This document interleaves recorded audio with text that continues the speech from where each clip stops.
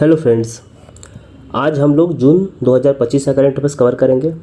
इससे पहले हम लोगों ने अक्टूबर 2024 से लेकर के मई 2025 तक का कवर कर लिया है। आप जा कर के प्लेलिस्ट में जो करंट अफेयर्स का प्लेलिस्ट बना हुआ है 71st बीपीएससी के लिए, आप जाके वहाँ चेक कर सकते हैं, आपको मिल जाएगा करंट अफेयर्स। करंट अफेयर्स से रिलेटेड एक बात और मैं बताना चाहता हूँ आपको। हम लोगों ने जो मैगज़ीन लॉन्च किया है वो 99 रुपीज़ का है ओनली। अब मैं क्यों मैगज़ीन का बात कर रहा हूँ, आपको 30 सेकंड में क्लैरिफिकेशन हो जाएगा आपका इस बात का। देखिए, आप कहीं भी पढ़ते हो, कुछ भी मैगज़ीन पढ़ते हो, नो डाउट करंट अफेयर्स आपको एटलीस्ट 2 जगह से तो करना ही चाहिए। 2 जगह से मेरा मानना है कि एटलीस्ट आप 2 जगह से करो, कि आप मतलब एक शॉर्ट रहो एटलीस्ट, मतलब मैक्सिमम एट मैक्स 2 जगह से करो। अब 2 जगह से ऐसा नहीं कि मतलब कि एकदम उठा के डिटेल में दोनों जगह से कर रहे हैं, मतलब एक लमसम एक आइडियाज़ होना चाहिए। अब देखो, अब क्यों मैं ऐसा कह रहा हूँ, कारण क्या है कि बहुत सारा जो मैगज़ीन होता है ना, बहुत सारा मैगज़ीन देखोगे तो उसमें क्या होता है कि वो हर एग्ज़ाम के लिए कवर करता है। जो भी XYZ आप मैगज़ीन मार्केट में पढ़ते हो, आप उठा कर देखना, वो सारा एग्ज़ाम के लिए कवर करेगा। लेकिन हर एग्ज़ाम का जो करंट अफेयर्स होता है ना, हर एग्ज़ाम का जो करंट अफेयर्स पूछने का तरीका होता है वो अलग होता है, डिफरेंट होता है, उसका पैटर्न अलग होता है। हर एग्ज़ाम का एक अपना पैटर्न होता है, एक अपना सेट ऑफ क्वेश्चंस होता है, एक अपना set of way of asking questions होता है, कि वो उसी तरीके से क्वेश्चन पूछेगा, वो उसी तरीके से करंट अफेयर्स पूछेगा। जैसे बीपीएससी क्या है कि स्पोर्ट्स में बहुत ज़्यादा क्वेश्चंस नहीं पूछती है, लेकिन अगर आप एसएससी का एग्ज़ाम देखते हो या फिर अदर आप बीएसएससी का एग्ज़ाम देखते हो तो वहाँ से स्पोर्ट्स से बहुत क्वेश्चंस आते हैं। लेकिन आप देखोगे तो स्पोर्ट्स से बीपीएससी बहुत कम पूछती है, रेयर एक आध बार पूछती है, एक आध दो क्वेश्चन एक आध पूछी तो पूछी, अदरवाइज नहीं पूछती। जैसे बीपीएससी क्या है, तो बीपीएससी इंटरनेशनल रिलेशन का IR का क्वेश्चन बहुत पूछती है। अदर एग्जाम में आप देखोगे तो IR का क्वेश्चन उतना नहीं आता है, लेकिन बीपीएससी में IR का बहुत क्वेश्चन आता है। BPSC science and tech related भी करंट अफेयर बहुत पूछती है, अदर स्टेट में वैसा नहीं आता है। तो इसलिए आपको बीपीएससी ओरिएंटेड करंट अफेयर्स पढ़ना बहुत इंपॉर्टेंट है, ठीक। और हम लोगों ने जो अक्टूबर से लेकर के मई तक का कवर किया और आज जून का हम लोग कवर कर रहे हैं, तो आप हम लोग का उठा के देखोगे तो यही है।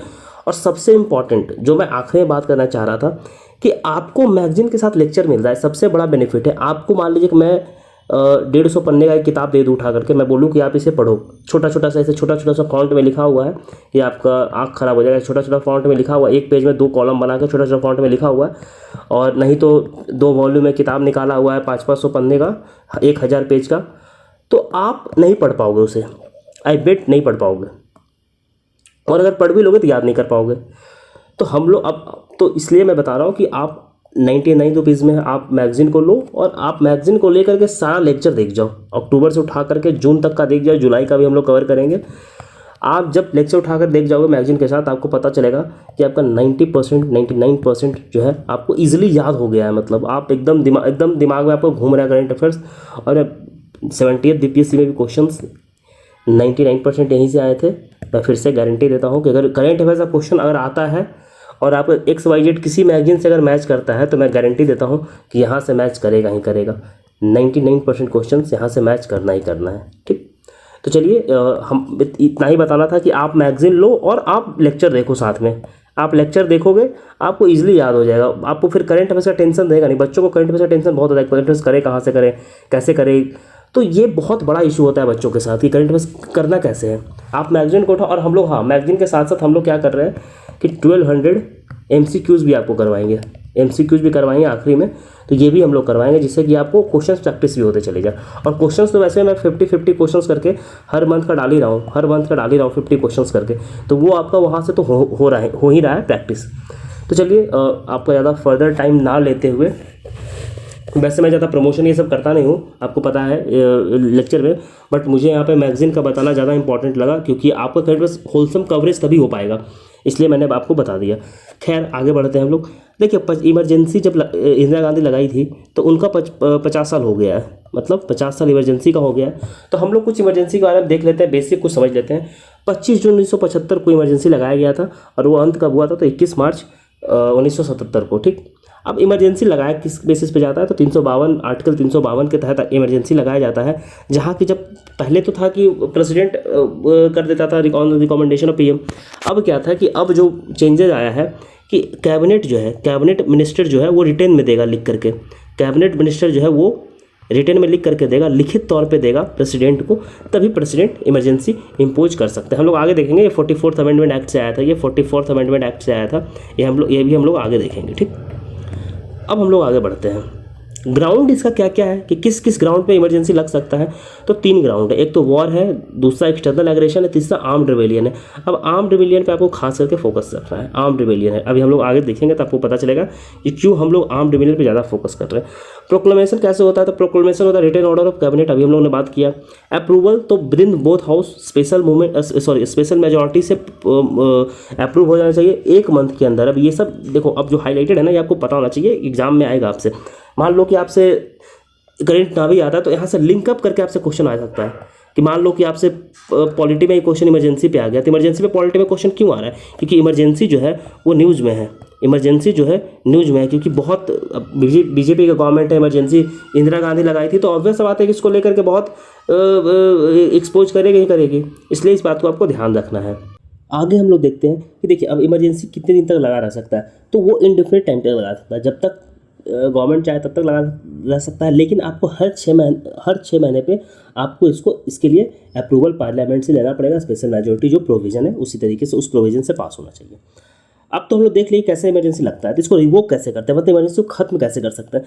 तो एक तो खत्म करेंगे जब प्रेसिडेंट ऑर्डर देगा, ठीक है, बाई प्रेसिडेंट ऑर्डर आप इमरजेंसी को खत्म कर सकते हैं। दूसरा है कि लोकसभा जब रेजोल्यूशन पास करती है तब, राज्यसभा नहीं, इनिशिएट लोकसभा में होगा, लोकसभा रेजोल्यूशन पास करेंगे। और यहाँ पर रेजोल्यूशन का मतलब है सिंपल मेजोरिटी। जब भी कोई भी रेजोल्यूशन वर्ड आए तो आप समझना कि सिंपल मेजोरिटी का ही बात हो रहा है, ठीक। आगे हम लोग देखते हैं। अब देखिए मान लीजिए कि इमरजेंसी लग गया, तो इमरजेंसी का इम्पैक्ट क्या होता है। अब इमरजेंसी का इम्पैक्ट क्या है कि आर्टिकल 358 के तहत आर्टिकल 358, ये बहुत इंपॉर्टेंट है, आप ध्यान दीजिएगा, एग्जाम में आपसे क्वेश्चन पूछा जाएगा कि आर्टिकल 358 के तहत जो आर्टिकल 19 होता है वो ऑटोमेटिकली सस्पेंड हो जाता है। इसका मतलब ये हुआ कि जैसी इमरजेंसी लगा आपका एक तरफ से इमरजेंसी लगेगा, मान लीजिए एक साइड से इमरजेंसी लगा, दूसरे साइड से आपका जो आर्टिकल 19 है वो आपका सस्पेंड हो जाएगा, ठीक। हाँ, और ये आर्टिकल 19 तभी सस्पेंड होगा जब emergency war and external aggression पे लगेगा था, आर्म रिविलियन पे लगेगा तो सस्पेंड नहीं होगा, इस बात का आप ध्यान रखिएगा। आर्टिकल 359 क्या कहता है कि आर्टिकल 359 कहता है कि अदर फंडामेंटल राइट जो आपका एक्सेप्ट आर्टिकल 20 और 21, आपका आर्टिकल 20 और आर्टिकल 21 को छोड़ करके जो सारे आर्टिकल हैं वो आपको सस्पेंड हो जाएंगे। क्यों, तो प्रेसिडेंट के ऑर्डर पे, अगर प्रेसिडेंट ऑर्डर देते हैं तो ऑन प्रेसिडेंशियल ऑर्डर आपका अदर आर्टिकल सस्पेंड हो जाएगा, आर्टिकल 20 और 21 को छोड़ करके। अब आप इस बात को ध्यान रखिएगा कि जब इमरजेंसी लगता है तो आपका सारा आर्टिकल सस्पेंड नहीं होता है, आपका 20-21 हमेशा इंटैक्ट रहता है, सारा आर्टिकल आपका सस्पेंड नहीं होगा, आपका 20 और 21 रहेगा, ठीक। इस बात को ध्यान रखिएगा। हाँ, तो इसलिए अगर पूछे कि all fundamental rights are suspended during emergency, तो आपको स्टेटमेंट गलत करना है, because all fundamental rights are not suspended during emergency. Article 20 and article 21 were there. अब उसका क्या है ना कि आर्टिकल 32 जब खत्म हो जाता है ना, तो अब इसके लिए आप सुप्रीम कोर्ट नहीं जा सकते, बस ये एक इशू आता है, अदरवाइज बोथ आर्टिकल्स आर, दोनों फंडामेंटल राइट्स आपके पास है। अब हम लोग देखते हैं कि जो हम लोग ऊपर बात किए थे कि थोड़ा सा ग्राउंड जो चेंज हुआ था इम्पोजिंग इमरजेंसी, तो उसमें क्या था कि आर्म्ड रिविलियन को जोड़ दिया गया था इंटरनल डिस्टर्बेंस के जगह, क्योंकि इंटरनल डिस्टर्बेंस बहुत ही वेग वर्ड था। थोड़ा बहुत भी मान लीजिए प्रोटेस्ट हुआ, और जैसे मान लीजिए अभी एसएससी का प्रोटेस्ट हो रहा है, तो अब उस प्रोटेस्ट पे गवर्नमेंट को लगेगा कि इंटरनल डिस्टर्बेंस है तो वो इमरजेंसी लगा देगी, तो नहीं, ऐसा नहीं होना चाहिए। इमरजेंसी के लिए आर्म्ड रिविलियन होना चाहिए कि हथियार लेकर के लोग विद्रोह कर रहे हैं, तब इमरजेंसी लगेगा। और देश में 3 बार इमरजेंसी लगा है, 1962 में, 1971 में, 1975 में। ये बहुत इंपॉर्टेंट है कि आपको पता हो सॉरी, आपको पता हो कि 3 बार इमरजेंसी लगा है, 1962 में, 1971 में, 1975 में, ठीक। ECINET ऐप एक है, ये किसका ऐप है, तो ये है इलेक्शन कमीशन का ऐप। ईसी का ऐप है, इलेक्शन कमीशन ऑफ इंडिया का ऐप है, जिससे कि voter turnout, timely voter turnout, जो वोटर का टर्नआउट होता है, तो टाइमली वोटर टर्नआउट जिससे कि पता लगाया जाता है कि वोटर का जो कितना टर्नआउट हुआ। इससे आगे हम लोग बढ़ते हैं आदि कर्मयोगी प्रोग्राम। ये आदि कर्मयोगी प्रोग्राम किस मिनिस्ट्री ने लॉन्च किया है, तो ट्राइबल अफेयर्स ने लॉन्च किया। अब इसका काम क्या है, तो building a cadre of highly motivated officer. अब जो भी ऑफिसर्स हैं उन लोग को ट्रेन करेगा और एक ऐसा मतलब एक कैडर बनाएगा जो कि ग्रासरूट ट्रांसफॉर्मेशन को के लिए डेडिकेटेड रहेगा। देखिए कर्मयोगी प्रोग्राम जो है ना, उसका भी काम यही है कि जो सिविल सर्विसेज है उन लोग को ट्रेंड करने का काम है, तो वही आदि लगा दिया, तो ये ट्राइबल अफेयर्स कर रहा है जो कि ग्रासरूट के लिए काम कर रहा है। आगे हम लोग देखते हैं जो क्वालिटी काउंसिल ऑफ इंडिया है, उसका जो हेडक्वार्टर है वो उसका न्यू दिल्ली में सेटअप किया गया है। आगे हम लोग बढ़ते हैं और ये देखते हैं कि एस महेंद्र देव जो है, एस महेंद्र देव इकोनॉमिस्ट हैं, वो प्राइम मिनिस्टर के इकोनॉमिक एडवाइजरी काउंसिल में के चेयरमैन अपॉइंट हुए हैं। एस महेंद्र देव जो है वो प्राइम मिनिस्टर के इकोनॉमिक काउंसिल के चेयरमैन, इकोनॉमिक एडवाइजरी का जो चेयरमैन है वो अपॉइंट हुए हैं। आगे हम लोग बढ़ते हैं और आगे हम लोग ये देखते हैं कि जो डिप्टी चेयरमैन है, अब सॉरी, और जो आरबीआई के डिप्टी चेयरमैन है टी रविशंकर जो है इस 16th फाइनेंस कमिश्नर के एक एज अ मेंबर अपॉइंट हुए हैं। अब आपको दो चीज़ बताना है कमेंट में। पहला कि 16th फाइनेंस कमीशन का चेयरमैन कौन है और इसके मेंबर्स के नाम, अगर आपको मेंबर्स के नाम अगर याद है तो आप बताइए, मेंबर्स के नाम आपको पता होना चाहिए, बहुत इंपॉर्टेंट है। बाकी पराग जैन को फिर से रॉ का पराग जैन को नया रॉ का चीफ अपॉइंट किया गया, इससे पहले रवि सिन्हा थे। अब हम लोग का देखिए पॉलिटी का जो सेक्शन था वो कंप्लीट हो गया। अब हम लोग आगे बढ़ते हैं और आईआर का देखते हैं, इंटरनेशनल रिलेशन का देखते हैं कि इंटरनेशनल रिलेशन में क्या क्या रहा है। तो देखिए 51 G7 समिट, इसको वीवीआई लगाइए। यहाँ से एक क्वेश्चन आने का बहुत हाई प्रोबेबिलिटी है कि आपसे एक क्वेश्चन यहाँ से पूछा जाए। अब बेसिकली हुआ ये कहाँ था, तो ये कनाडा में हुआ था। कब से कब तक हुआ था, तो जून 15 से लेकर के जून 17 तक हुआ था। और मोदी जी, इंडिया तो एज ए मेंबर है नहीं G7 का, लेकिन जो कैनेडियन प्राइम मिनिस्टर थे मार्क एंड्री, उन्होंने बुलाया था मोदी जी को, तो इंडिया उस इन्विटेशन पे इंडिया जो है पार्टिसिपेट करता है, मोदी जी इंडिया को रिप्रेजेंट करते हैं। अब देखिए जो समिट था उसका जो ऑब्जेक्टिव था ना, वो 3 की ऑब्जेक्टिव के अराउंड से वो रिवॉल्व कर रहा था। पहला क्या था, protecting communities and the world. दूसरा क्या था, building energy security and escalating digital transition. और तीसरा क्या था, securing partnership for the future. अब ये थीम जो था, ये की ऑब्जेक्टिव था, ये मतलब सेंटर ऑफ डिस्कशन यही था G7 समिट का। अब हम लोग कुछ आउटकम देख लेते हैं। तो पहला आउटकम क्या था कि एक क्लाइमेट चेंज को लेकर के था, वाइल्ड लाइफ फायर को लेकर के था। आपको पता होगा वाइल्ड लाइफ फायर बहुत जगह हो रहा है, तो वहीं पे चार्टर साइन होता है, जो अडॉप्ट करता है, एक चार्टर अडॉप्ट करता है whole a society approach including indigenous knowledge sustainable forest management awareness campaign. ये जो बेसिकली ये चार्टर जो था, ये बेसिकली इंडिया इसको इंडोर्स करता है। ये चार्टर को कौन इंडोर्स करता है, तो इंडिया इंडोर्स करता है। अगर एग्जाम में आए कि इंडिया कौन सा चार्टर को इंडोर्स करता है, तो कानानास्की वाइल्ड लाइफ चार्टर को इंडिया जो है वो इंडोर्स करता है। उसके बाद G7 critical measures action plan, जिसको एक की ऑब्जेक्टिव रहता है, सॉरी की आउटकम्स होता है, जिसमें कि सस्टेनेबल यूज और सप्लाई चेन को स्ट्रेंथन करने का बात किया जाता है। और अदर होता है AI पे। देखिए AI पे तो होना ही होना, या आप हम सब जानते हैं कि अगर कोई भी सबमिट हो रहा है तो ऑब्वियस बात है कि वो AI पे बात करेगा ही करेगा। तो G7 AI global grand challenge start किया जाता है, GANI उसको सपोर्ट किया जाता है, ठीक है। और G7 कोलिशन जो है एक और स्मगलिंग को रोकने के लिए ये लोग, और माइग्रेंट्स को रोकने के लिए एक कोलिशन बनाते हैं। आगे हम लोग देखते हैं कि G7 मेंबर में है कौन कौन, तो फ्रांस है, USA है, यूनाइटेड किंगडम है, जर्मनी है, जापान है, इटली है, कनाडा है और यूरोपियन यूनियन है। नेक्स्ट अभी देखिए, अभी तो कनाडा में हुआ है, ठीक। तो नेक्स्ट कहाँ होगा, तो नेक्स्ट होगा EU में। इस बात का हम लोग ध्यान रखेंगे कि नेक्स्ट कहाँ होगा, तो EU में होगा। आगे हम लोग बढ़ते हैं और ये देखते हैं कि जो UNSC United nation security council है, उसमें 5 जो नए मेंबर, जो नॉन परमानेंट मेंबर है, उनको इलेक्ट कर लिया गया है। अब 5 मेंबर, जो नए मेंबर का नाम क्या है, तो बरहीन है, कोलंबिया है, डेमोक्रेटिक रिपब्लिक ऑफ कॉन्गो है, DRC जिनको हम लोग बोलते हैं, लतेविया है और लिब्रिया है। ये 5 मेंबर्स हैं। देखिए अब 5 परमानेंट मेंबर होता है, ये तो हम लोग को पता ही है, और 10 नॉन परमानेंट मेंबर होता है। टोटल कितना हो गया, 5 10 15। तो टोटल मेंबर कितने होते हैं UNSC में, तो 15 होते हैं, ठीक।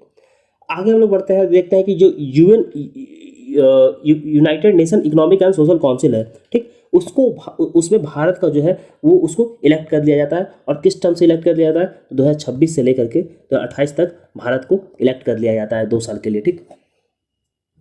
आगे हम लोग बढ़ते हैं और ये देखते हैं कि जो यूके है, यूके पार्लियामेंट जो है एक बिल लेकर आया है और उसको पास कर दिया गया है, टर्मिनली इल एडल्ट। मतलब मान लीजिए कोई एडल्ट है, वो बहुत ही बुरी तरीके से इल है और अपना जीवन खत्म करना चाहता है तो खत्म कर सकता है। तो ये बिल कौन लेकर के आया, तो यूके पार्लियामेंट लेकर के आए। इस टाइप का BPSC क्वेश्चन पूछता है, तो आपको ये पता होना चाहिए।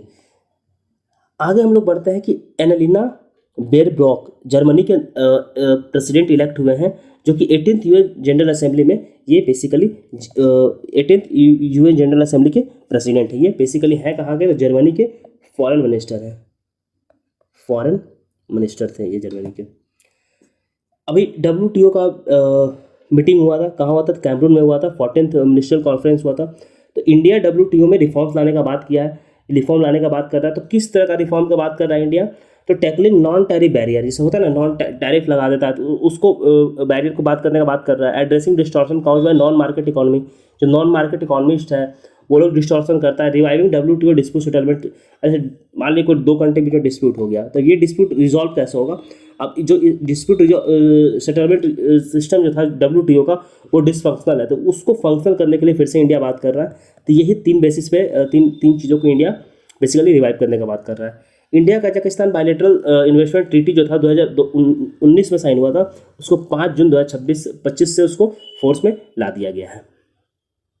आगे बढ़ते हैं और हम लोग ये देखते हैं कि इंडिया अभी सेकेंड सेशन में पार्टिसिपेट करेगा किसका? तो international association of marine aids to navigation and lighthouse authority, IALA इसको शॉर्ट फॉर्म में बोलते हैं। ये हुआ कहाँ था? तो फ्रांस में हुआ था। फ्रांस इसका चेयर कर रहा था और इंडिया जो है उसको वाइस चेयर कर रहे थे। नागरोनो खारबेक रीजन, ये हम लोग ने प्रीवियस ईयर हम लोग प्रीवियस करंट अफेयर्स के लेक्चर थे उसमें भी हम लोग ने जिक्र किया इसका। कॉन्फ्लिक्ट जोन है इसके बीच में, तो अर्मेनिया और अजरबैजान के बीच में कॉन्फ्लिक्ट जोन है। इस बात का आप ध्यान रखिएगा, ये बहुत इंपॉर्टेंट है। मुझे ऐसा फील होता है कि कभी ना कभी BPSC ये पूछेगा ही पूछेगा। 70th में मुझे लगता था लेकिन नहीं पूछा, अब 71st में लग रहा है। अर्मेनिया और अजरबैजान के बीच में है, ठीक। तो ये आपको ध्यान होना चाहिए। जैसे इजराइल हमास का वॉर चल रहा है, रशिया यूक्रेन का कॉन्फ्लिक्ट है, उसी तरीके से अर्मेनिया अजरबैजान के बीच में नागरो खारबेक रीजन को लेकर के इशू चल रहा है। ऑपरेशन राइजिंग लायन, ये basically Israeli defence force launch किया था। कहाँ? तो ईरानियन न्यूक्लियर इंफ्रास्ट्रक्चर पे जब अटैक कर रहा था, तो उसका जो अटैक कर रहा था तो उसका ऑपरेशन का नाम क्या था? तो ऑपरेशन राइजिंग लायन। अभी चाइना, पाकिस्तान और Bangladesh first time trilateral meeting host किया है 60 साउथ चाइना कॉपरेशन फोरम के साइडलाइन में। नेक्स्ट देखते हैं, इंडिया भी जो है, अब जो हम लोग का पहलगाम अटैक हुआ था इंडिया पे, जो टेररिस्ट अटैक था, तो उसी के संदर्भ में इंडिया जो है SCO का जो डिफेंस मिनिस्ट्रियल मीटिंग हुआ था उसमें जो फाइनल जो जब भी मीटिंग होता है कोई भी जब मीटिंग होता है तो मीटिंग का एक क्या होता है कि ज्वाइंट डिक्लेरेशन साइन होता है। ज्वाइंट स्टेटमेंट जिसको भी बोलते हैं कि ज्वाइंट स्टेटमेंट होता है, तो वो इंडिया साइन करने से मना कर दिया। ये बेसिकली हो कहाँ रहा था? तो ये चाइना में हो रहा था। मोदी जी को ऑर्डर ऑफ माराक्योस 3 ऑफ साइप्रस गए थे मोदी जी, तो वहाँ उनको हाईएस्ट सिविलियन अवार्ड मिल गया। और फिर मोदी जी वहाँ कोरिशिया जाते हैं, तो कोरिशिया में भी मोदी जी को वहाँ पे उनको अवार्ड मिलता है। और कोरिशिया जाने के बाद मोदी जी कहाँ जाते हैं? तो G7 समिट के लिए कनाडा जाते हैं। आगे हम लोग बढ़ते हैं और ये देखते हैं कि वियतनाम जो ऑफिशियली ज्वाइन कर लिया ब्रिक्स एज अ पार्टनर कंट्री। अभी देखिए हर कंट्री, अभी Vietnam as a full fledge country participate इसमें ज्वाइन नहीं किया, लेकिन वो एज अ पार्टनर कंट्री ज्वाइन किया है। बाद में जाकर के फुल फ्लेज ज्वाइन करेगा। तो ये 10वां पार्टनर कंट्री है वियतनाम, ये बात का ध्यान रखिएगा आप लोग। आगे बढ़ते हम लोग ये देखते हैं कि इल्लिमा वोल्केनो कहाँ है? तो ये बेसिकली अलास्का यूनाइटेड स्टेट में हुआ था। तेगबीर सिंह रोपर पंजाब से हैं। ये youngest ever in the world to scale Mount Elbrus, ये कहाँ है? तो ये रशिया में है। तो माउंट एल्ब्रस पे चढ़ने वाले यंगेस्ट व्यक्ति बन गए हैं तेगबिंदर सिंह, ठीक। ये हाईएस्ट जो माउंट एल्ब्रस है ये यूरोप का हाईएस्ट पीक है और ये है कहाँ? तो ये रशिया में है। ली जिंग नाम देख लीजिएगा क्या है? ये बेसिकली साउथ कोरिया का। ली से याद रखिए, ली कोई ली करके है जो साउथ कोरिया का नया प्रेसिडेंट बना है। हम लोग रिपोर्ट एंड रिसर्च देखते हैं, ये बहुत इंपॉर्टेंट है। सस्टेनेबल डेवलपमेंट रिपोर्ट BVI लगाइए, यहाँ से क्वेश्चन आ सकता है, ठीक। अब ये निकालता कौन है? United nation sustainable development solution network निकालती है।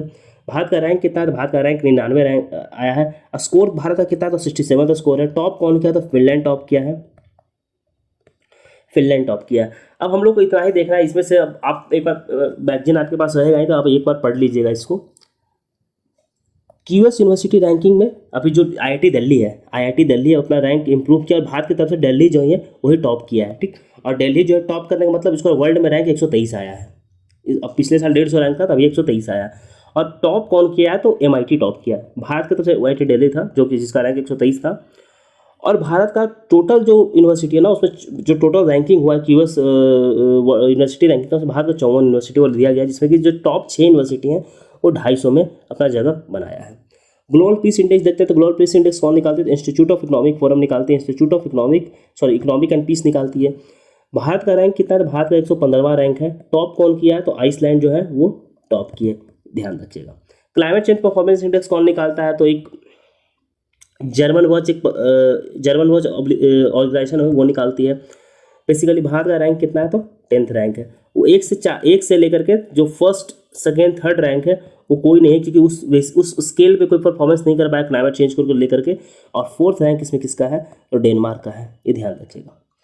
ग्लोबल एनर्जी ट्रांजिशन इंडेक्स हम लोग देखते हैं कौन निकालती है, तो वर्ल्ड इकोनॉमिक फोरम निकालती है। ग्लोबल एनर्जी ट्रांजिशन इंडेक्स कौन निकालती है, वर्ल्ड इकोनॉमिक फोरम निकालती है। भारत का इसमें रैंक कितना है, तो भारत इसमें 71st रैंक लेकर के आया है। और टॉप कौन किया है, तो स्वीडन टॉप किया है। टॉप कौन किया है, तो स्वीडन टॉप किया है। ग्लोबल जेंडर इंडेक्स कौन निकालती है, तो ग्लोबल जेंडर गैप इंडेक्स भी वर्ल्ड इकोनॉमिक फोरम ही निकालती है। इसमें भारत का रैंक कितना है, तो 131 रैंक है। और टॉप कौन किया है, तो आइसलैंड इसमें भी टॉप किया है। आगे हम लोग बढ़ते हैं और ये देखते हैं कि ग्लोबल एजुकेशन मॉनिटरिंग रिपोर्ट जो है वो कौन निकालती है, तो यूनेस्को निकालती है। ग्लोबल यूनिकॉर्न इंडेक्स, ये बेसिकली इस जो रिपोर्ट है वो दिखाता है कि वर्ल्ड में सबसे ज़्यादा यूनिकॉर्न किसके पास है। अच्छा, यूनिकॉर्न बोलते किसके हैं, जो यूनिकॉर्न होता है उसको किसे बोलते हैं, आपको कमेंट में बताना है कि यूनिकॉर्न किसे बोलते हैं, ये आपको कमेंट में बताना है, ठीक। और ये यूएसए जो है बेसिकली सबसे ज़्यादा यूनिकॉर्न यूएस में है। भारत थर्ड नंबर पे है, 64 यूनिकॉर्न भारत में है। ये जब रिपोर्ट आया था तब का है, अभी बदल भी सकता है, घट सकता है, बढ़ सकता है, तो आप देख लीजिएगा। वर्ल्ड बेस्ट एयरलाइन किसको बताया गया, तो कतर एयरवेज को वर्ल्ड का बेस्ट एयरलाइन बताया गया है। वर्ल्ड इन्वेस्टमेंट रिपोर्ट कौन निकालता है, दिव्यन सिटार निकालती है। परफॉर्मेंस ग्रेडिंग इंडेक्स जो है 2.2 में बेसिकली कौन निकालता है, मिनिस्ट्री ऑफ एजुकेशन निकालती है। चंडीगढ़ उसमें टॉप किया है। बिहार तेलंगाना जो है वो मतलब इम्प्रूव करने में टॉप किया है, कि मतलब गेन सबसे बेहतर काम कौन कर रहा है उसमें वो टॉप किया है, ठीक। हम लोग इकोनॉमिक में बढ़ते हैं, आईआर कंप्लीट हो गया। फॉरेन डायरेक्ट इन्वेस्टमेंट हम लोग देखते हैं, तो 2025 को लेकर के जो फॉरेन डायरेक्ट इन्वेस्टमेंट का जो फ्लो बताया गया वो बताया गया कि 96% से फॉल किया 2025-26 को लेकर के, इन कंपैरिजन टू 2024-25। हम लोग पिछले साल से कंपेयर करें तो बहुत गिरावट आया, ठीक। और वो गिरावट अगर हम लोग देखा जाए, अगर हम लोग ये देखते हैं कि जो अगर बिलियंस के टर्म्स में देखते हैं तो कितना इंडिया में जो एफडीआई फ्लो है, तो 81.04 बिलियन के आसपास है, ठीक। सबसे ज़्यादा किस में आता है, तो सर्विसेज सेक्टर में 19% आता है। और सबसे ज़्यादा कहाँ से आता है, तो सबसे ज़्यादा सिंगापुर से आता है 30%, ठीक।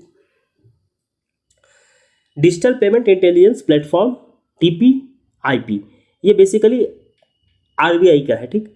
ये सुपरविजन के लिए है, गाइडेंस के लिए है ऑफ द RBI। अब जो भी डिजिटल सिस्टम है उसका एसेसिबिलिटी के लिए, सिक्योरिटी के लिए, इन सब चीज़ों के लिए, सपोर्ट सर्विस के लिए, पब्लिक को सपोर्ट के लिए ये बेसिकली बनाया गया है। Annual report on the value of output from agriculture and allied sector. अब देखिए, अब एग्रीकल्चर का और एलाइड सेक्टर के आउटपुट पे रिपोर्ट आया था, कौन निकाला था, NSO निकाली थी। अब उसमें यह कहा गया कि जो वैल्यू एडेड है in agriculture and allied sector 225% से बढ़ा है करेंट प्राइस पे अगर देखें तो सॉरी, और कांस्टेंट प्राइस पे अगर देखें तो 56.6% पर। एक्चुअली मेरा तबियत थोड़ा ख़राब है, मेरा गला थोड़ा ख़राब है, इसलिए खांसी है, तो इसलिए मैं खांस रहा हूँ बीच बीच में। और मैं लेक्चर से कॉम्प्रोमाइज़ नहीं करना चाहता था, लेक्चर को डिले नहीं करना चाहता क्योंकि एग्ज़ाम सर पे है, इसलिए स्टिल मैं कोशिश कर रहा हूँ कि आपके डेली एक लेक्चर ला दिया जाए। देखिए, ग्लोबल पॉवर्टी लाइन, जो पॉवर्टी लाइन वर्ल्ड बैंक जो डिफाइन करती है, उसमें वर्ल्ड बैंक ने क्या किया है कि उसको रिवाइज किया है। रिवाइज करके पहले क्या था, 2.15 जो डॉलर पर डे था, उसको रिवाइज करके वर्ल्ड बैंक क्या कर दिया है कि $3 पर डे। अब रिवाइज, अगर $3 पर डे कोई से ज़्यादा कोई कमा रहा है तो वो पॉवर्टी में नहीं आएगा। अब जो इसका डेफिनेशन है लो इनकम कंट्री का, मिडिल इनकम कंट्री का और अपर इनकम कंट्री का, तो उसमें से $3 पर डे जो कमा रहा है से ऊपर जो कमा रहा है वो लो इनकम कंट्री में, सॉरी 2.15 से लेकर $3 पर डे है तो वो लो इनकम कंट्री में है। अगर 3.65 से लेकर 4.20 है तो वो middle income, low to middle income है। और अपर टू मिडिल इनकम जो है वो 6.85 से लेकर के 8.03। अब एक बार आप देख लीजिए, ये देखिए, ये डेटा बहुत इंपॉर्टेंट है, 3 बिलियन, ये बहुत इंपॉर्टेंट है क्योंकि इसी से डिसाइड होता है पॉवर्टी लाइन, तो ये बहुत इंपॉर्टेंट है। बाकी आप ये तीनों देख लीजिएगा एक बार। जो प्रायोरिटी सेक्टर लेंडिंग होता है, हम लोगों ने previous lecture priority sector lending discuss किया था, तो उसमें से जो स्मॉल फाइनेंशियल बैंक था उसका 75% से घटा करके 60% RBI कर दिया। बहुत इंपॉर्टेंट है, डेटा पूछ दिया जाएगा आपसे, इसलिए याद रखिएगा। इफ्को जो है अपना first overseas nano fertiliser plant कहाँ सेटअप करेगा, तो ब्राज़ील में करेगा। नेशनल टर्मरिक बोर्ड का जो हेडक्वार्टर है वो नजीमाबाद तेलंगाना में सेटअप किया जा रहा है। इसका जैसे नेशनल मखाना बोर्ड जैसे बिहार में बंद है ना दरभंगा में, उसी तरीके से नेशनल टर्मरिक बोर्ड का नजीमाबाद तेलंगाना में सेटअप किया जा रहा है। Sagarmala finance corporation limited Bharat का पहला नॉन बैंकिंग फाइनेंशियल कंपनी बना है मैरीटाइम सेक्टर में। इस बात को ध्यान रखिएगा, जो सागरमाला फाइनेंस कॉर्पोरेशन लिमिटेड है वो भारत का पहला नॉन फाइनेंशियल कंपनी बना है मैरीटाइम सेक्टर में। तो इकोनॉमिक्स का कंप्लीट हो गया। अब हम लोग इन्वायरमेंट में देखते हैं। थर्ड यूएन ओशन कॉन्फ्रेंस हुआ था, UNOC3। अब ये हुआ कहाँ था? नीस, फ्रांस में हुआ था, को hosted by Costa Rica.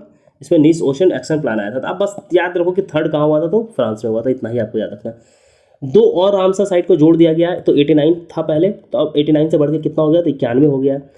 Kitchen wild life sanctuary ये कहाँ है? तो बेसिकली ये राजस्थान में है, पहलोदिया डिस्ट्रिक्ट में है, और मीनार वेटलैंड उदयपुर डिस्ट्रिक्ट में राजस्थान में है। इन दोनों को ध्यान रखिएगा। टोटल कितना हो गया? 91 हो गया। बिहार से कौन कौन सा रामसर साइट जो है, जो वेटलैंड है वो रामसर साइट में है, तो ये आप कमेंट में बताइए क्योंकि बिहार से कौन कौन सा है और फर्स्ट कौन है। वर्ल्ड इन्वायरमेंट डे 5 जून को मनाया जाता है, बीट प्लास्टिक पॉल्यूशन इसका थीम था। और वर्ल्ड ओशन डे 8 जून को मनाया जाता है, वंडर सस्टेनिंग वर्ल्ड सस्टेनेंस, ये इसका थीम था। वंडर सस्टेनिंग वर्ल्ड सस्टेनेंस, ये इसका थीम था, इसको ध्यान रखिएगा। आगे हम लोग बढ़ते हैं, वो देखते हैं कि अफ्रीकन यूनियन जो है, इंडिया का जो कॉलिशन है डिजास्टर रिलीजन्स को लेकर के, वो ज्वाइन कर लिया है, ठीक। और मिनिस्ट्री ऑफ अर्थ साइंस जो है, भारत फॉरकास्टिंग सिस्टम, अपना फॉरकास्टिंग सिस्टम वो क्या किया है कि लॉन्च किया, जो वर्ल्ड का first indigenously develop high resolution weather forecast system होगा, ठीक। ये बनाया किसके द्वारा गया? तो Indian Institute of Tropological Metrological ये है, उसके द्वारा बनाया गया, जो पुणे में एक इंस्टीट्यूट है उसके द्वारा बनाया गया है। Indian Institute of Tropical Metrology ये बनाया है, पुणे का है।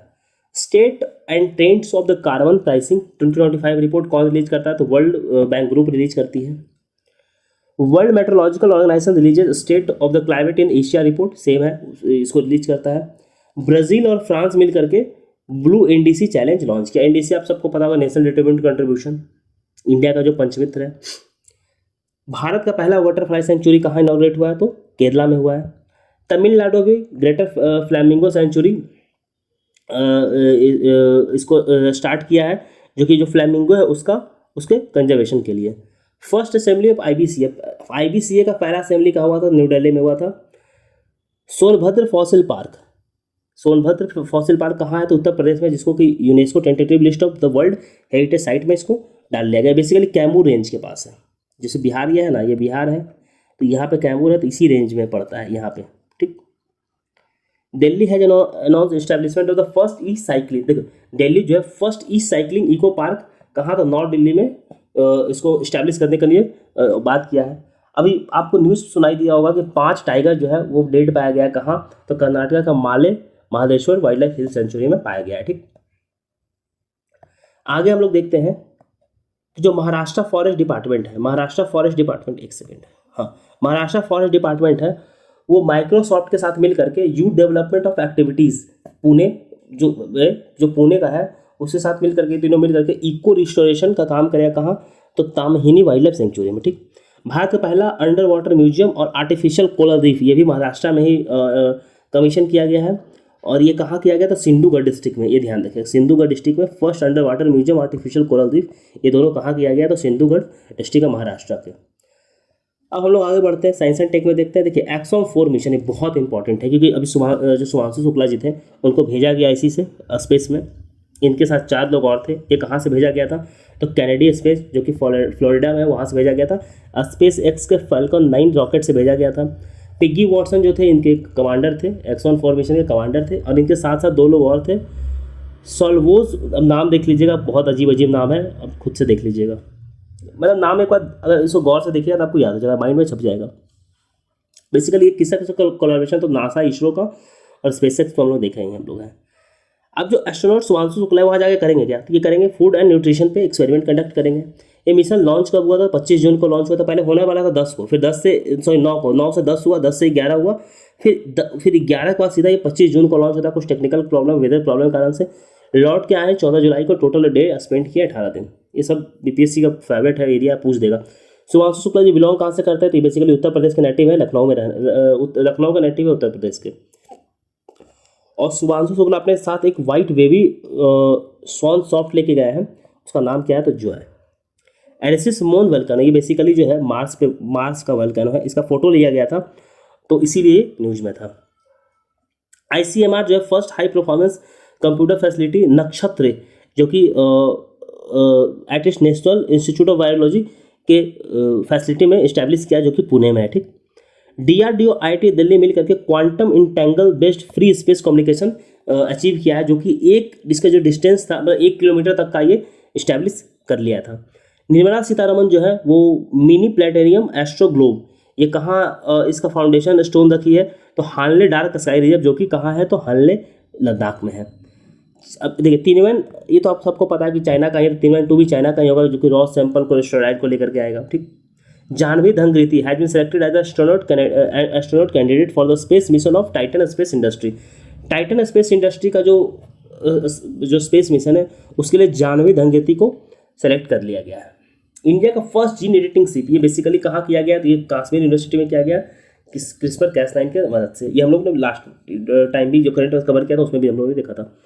H2A रॉकेट, ये बेसिकली जापान लॉन्च किया है। ठीक, अब हम लोग डिफेंस एंड मिलिट्री साइड में आ जाते हैं। इस साइड कॉन्क्वेस्ट किसी किसी बीच में, तो इंडिया और मंगोलिया के बीच में कहाँ हुआ था, तो उलन बटर में हुआ था। एक्सरसाइज शक्ति, ये किसी किसी बीच में है, तो भारत और फ्रांस के बीच में है, ये कहाँ हुआ था, तो ला कैवलरी फ्रांस में हुआ था। पैसेक्स, ये किसी किसी के बीच में हुआ, तो इंडिया और यूके के बीच में है, नॉर्थ अरेबियन सी में हुआ था।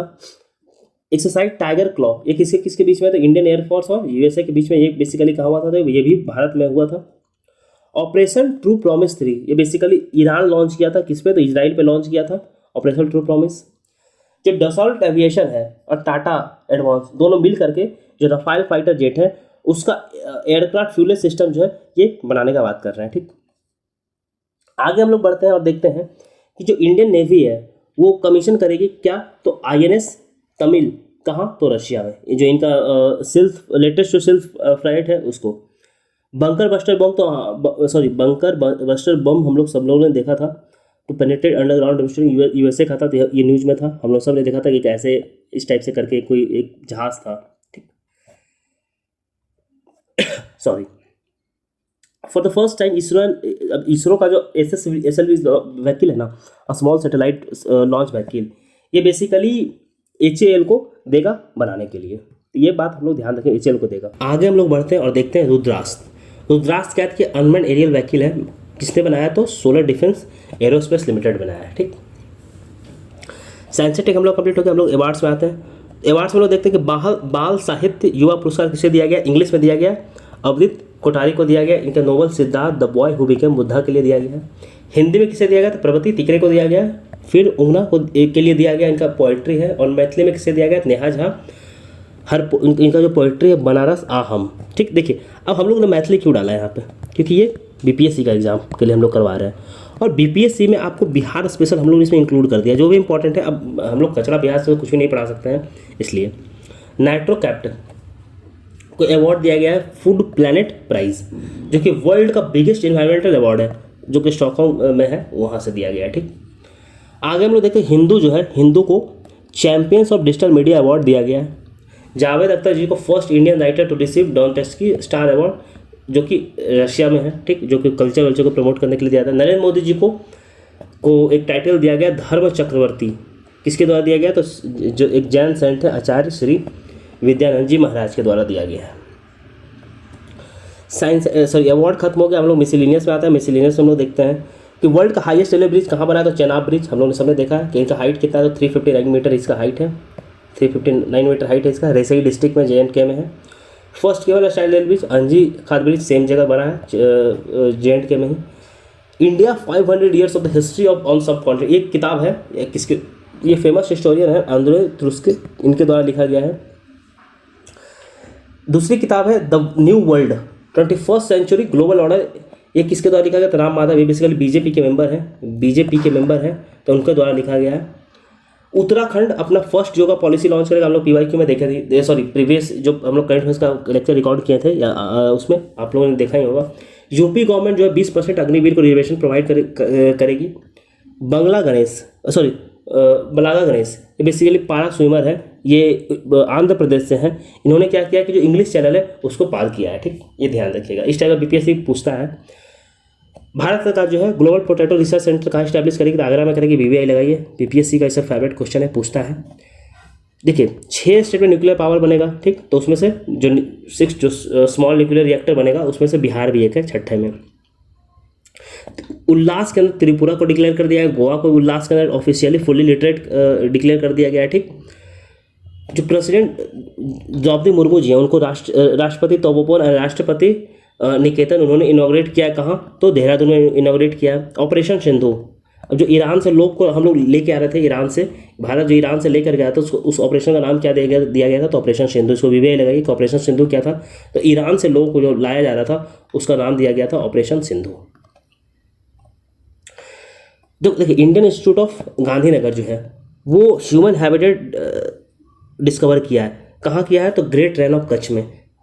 अब एग्जैक्ट अगर हम लोग लोकेशन देखें तो खादिर बेट में, जहाँ पे जो ढोलावीरा का जो साइट है ना, वहीं पे इसको डिक्लेयर किया है। अब अच्छा ढोलावीरा का साइट को लेकर के आपको आंसर बताना है कि जो ढोलावीरा है वो किस रिवर के पास है, किस रिवर में ढोलावीरा पड़ता है। ठीक, India's first international agri hackathon कहाँ हुआ था, तो पुणे में कंक्लूड हुआ था। धवन एक मेमोरियल है, किसका है, तो शिखर धवन का मेमोरियल है। देखिए U23 अंडर 23 एशियन चैंपियनशिप में जो मैन है भारत की तरफ से, उन्होंने 6 मेडल जीता था, 6 गोल्ड और 1 सिल्वर जीता था। वुमेन हुई है तो 4 गोल्ड 5 सिल्वर 1 ब्रॉन्ज जीती थी। अब देखिए इसमें उतना नाम अगर आपको याद रखना है तो आप रख सकते हैं गूगल करके, लेकिन कोई मतलब नहीं बनता, कितना नाम याद रखोगे, पॉसिबल नहीं है नाम याद रखना। अब मान लो क्वेश्चन अगर आ भी जाता है यहाँ से ना, तो कोई इशू नहीं है, एक क्वेश्चन से कुछ नहीं होने जाना है। अब एक क्वेश्चन के लिए तुम बैठ के पूरा नाम तो इसको मगअप नहीं करोगे ना, कि बैठ के पूरा नाम पढ़े जा रहे हैं बैठ करके, इससे तुम्हारा स्टैटिक छूट गया। स्टैटिक भी नहीं छोड़ना, स्टैटिक ज़्यादा इंपॉर्टेंट है। खेलो इंडिया यूनिवर्सिटी गेम कहाँ होगा 2025 का, ये जयपुर में होगा। वर्ल्ड टेस्ट चैंपियनशिप 2025 का फाइनल कहाँ हुआ था, लंदन में हुआ था। जीता कौन, साउथ अफ्रीका। हारा कौन, ऑस्ट्रेलिया। रनर अप कौन था, ऑस्ट्रेलिया। IPL कौन जीता इस साल, तो बैंगलोर जीता, उसके कप्तान कौन थे, तो रजत पाटीदार थे। रनर अप कौन रहे, तो पंजाब रहे, उनके कप्तान कौन थे, तो श्रेयस अय्यर थे। मैच खेला कहाँ गया था, अहमदाबाद में खेला गया था। प्लेयर ऑफ द मैच कौन रहे, तो फाइनल के तो कुणाल पांड्या जी रहे। और ऑरेंज कैप कौन जीता, तो साई सुदर्शन जीतते हैं। पर्पल कैप प्रसिद्ध कृष्णा। ऑरेंज कैप सबसे ज़्यादा रन बनाने के लिए दिया जाता है, रन के लिए। पर्पल कैप जो है पूरे टूर्नामेंट में सबसे ज़्यादा विकेट कौन लिया उसके लिए दिया जाता है। दोनों गुजरात टाइटंस के थे। ठीक, MS धोनी को 11th इंडियन जो है इनको ICC हॉल ऑफ फेम में इंक्लूड कर लिया गया है। Pant became the first wicket keeper to hit double century, sorry 2 century. Pant जो है पहला विकेट कीपर बना जो टेस्ट में देखिए 2 इनिंग होता है, first inning and second inning.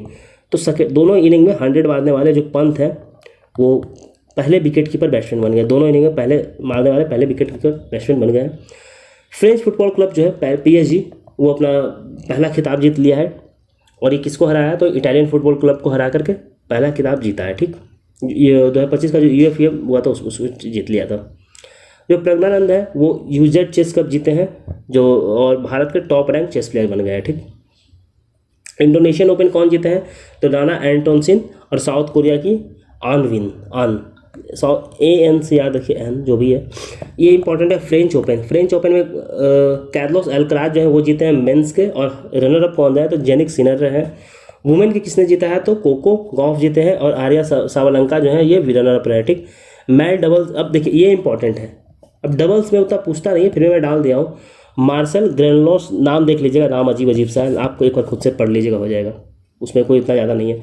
25 जून को संविधान हत्या दिवस मनाया जाता है, जो हम लोग ऊपर देखा कि 50 ईयर्स ऑफ द उसका हो गया, तो इसलिए 25 दिवस को वो मनाया जाता है। ठीक, आगे हम लोग देखते हैं कि department of the ports and military एक ध्रुव पॉलिसी है वो लेकर के आए। जो डिपार्टमेंट ऑफ पोस्ट है वो हम लोग प्रीवियस आई थिंक मैंने अप्रैल या मई में भी कवर किया है।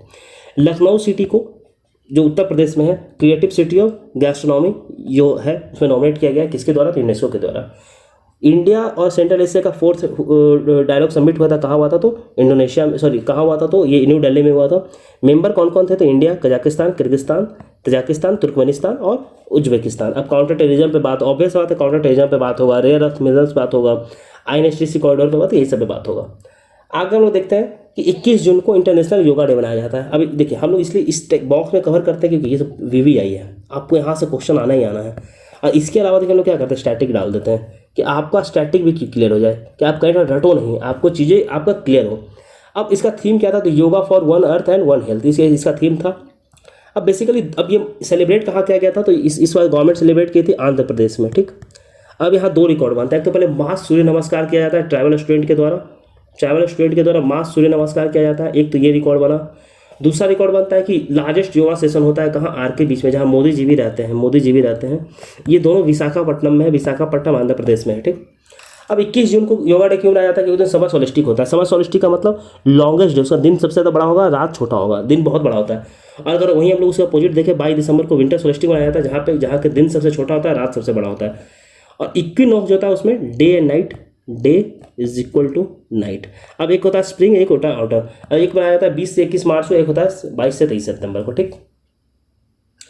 अब ये कवर हो गया। अब एक और लास्ट है कि यूनाइटेड नेशन जनरल असेंबली 2026 को international year for the women declare किया, वुमेन फार्मर डिक्लेयर किया है। बहुत इंपॉर्टेंट है, इसको VBI लगाइए इसको, कि जो 2026 के लिए यूएन क्या डिक्लेयर किया गया था, फार्मर के लिए डिक्लेयर किया, तो VBI लगाइए, ठीक। देखिए करंट अफेयर्स हम लोग का कवर हो गया, ठीक। जून तक का तो कवर हो चुका है। एक सेकेंड आपका अक्टूबर से लेकर के जून तक का कवर हो गया है। जुलाई का भी आपका कवर हो ही जाएगा। बाकी जो इंपॉर्टेंट है अगस्त में अभी, वो मैं डेली आपको टेलीग्राम पे मैं प्रोवाइड करा ही रहा हूँ, ठीक। डेली टेलीग्राम पे प्रोवाइड करा ही रहा हूँ। बाकी आप मैगजीन लीजिए, जैसा मैंने आपको बताया मैगजीन लीजिए। मैगजीन वो बहुत हैवी कॉस्ट, 99 रुपये, तो आप रोड पे निकलोगे तो खर्च कर दोगे, कोई हैवी अमाउंट है नहीं। 99 रुपीज़ आप मैगजीन लो और अक्टूबर से लेकर के सारा लेक्चर देख जाओ मैगजीन को रख करके। आपका मैं गारंटी देता हूँ 99% आपको मैगजीन ईजिली करंट अफेयर्स आपको याद हो जाएगा बिना एफर्ट दिए। करंट अफेयर्स आपको कोई एफर्ट नहीं देना पड़ेगा, आपको पूरा करंट अफेयर्स क्लियर रहेगा, ठीक। तो चलिए आपको लेक्चर कैसा लगा आप इसको रिव्यू दीजिए। बाकी करंट अफेयर्स में एक जून का आएगा, उसके बाद नहीं आएगा। उसके बाद हम लोग प्लान कर रहे हैं कि शॉर्ट करंट अफेयर्स कवर कर दें, जैसे मिलिट्री एक्सरसाइज हो। तो उसी तरीके से आप किस तरीके से करंट अफेयर्स को और कवर करवाना चाहते हैं कि और डिफरेंट डायमेंशन से कि और किस टाइप के डायमेंशन को कवर किया जाए, आप उस डायमेंशन के लिए आप कमेंट कीजिए, हम लोग उस डायमेंशन से भी करंट अफेयर्स को कवर करेंगे। चलिए लेक्चर देखने के लिए धन्यवाद।